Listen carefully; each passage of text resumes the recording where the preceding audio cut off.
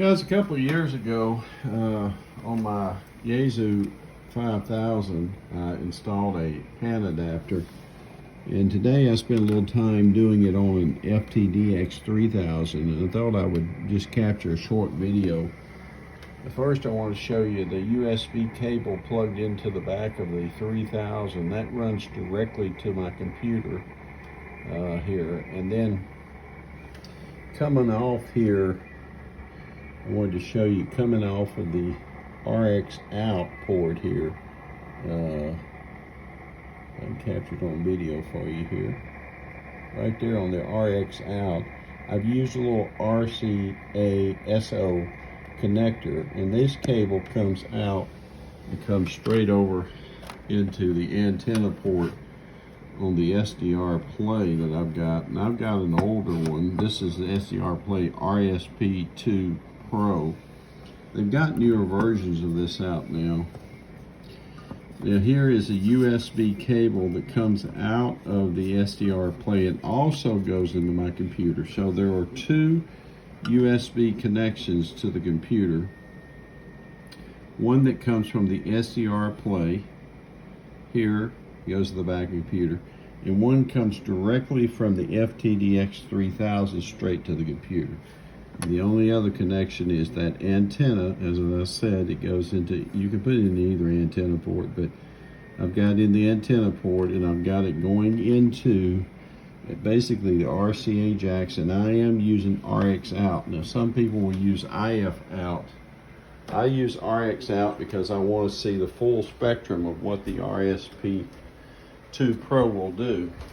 Now, to make this work on your computer, and the reason for the configuration is you need to download a program called Omniig, and I've downloaded that, and I'll show you.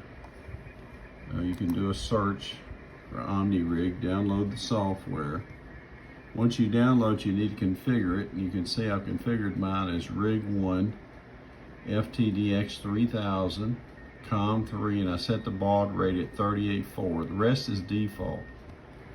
Now, since I plugged the USB in, it's taken a port. And if you need to know what COM port you're using, just do a search for your device manager here.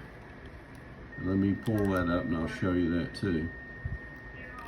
When I pull up my device manager here and I look at my ports, I can see that it's using COM3.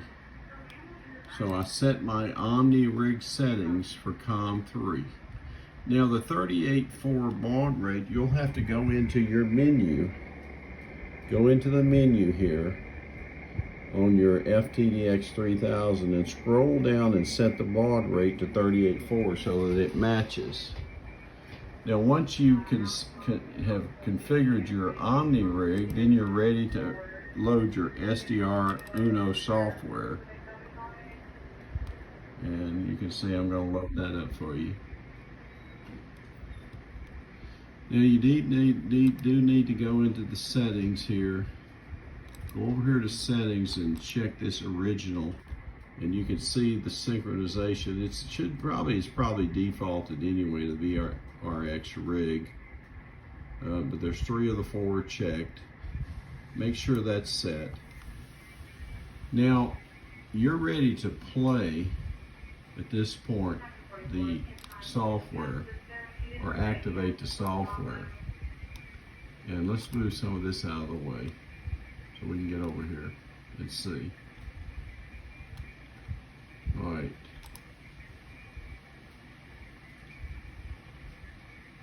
Now, at the top here is this, we call it RSYN1. Now, when you activate that button, then you are now letting Omniig direct the radio. And you can see, for example, if I switch to 20 meters and watch here as I change, you can see it's now showing 20 meters. Now I'm going to switch to 40 meters and watch it. It'll change to 40 meters.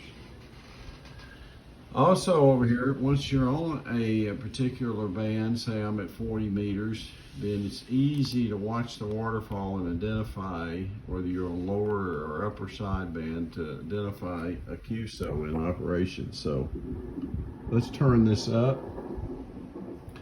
and let's see if we can't. And you can hear now the QSO. And so basically, this will allow you to quickly find a particular QSO anywhere among the band, basically, by just using your mouse. You're controlling your rig. And you can scroll with your mouse, whatever works best for you. And you can quickly determine where there's activity on any particular band. Now, if you hit that RSYN1 again, it removes that control. So again,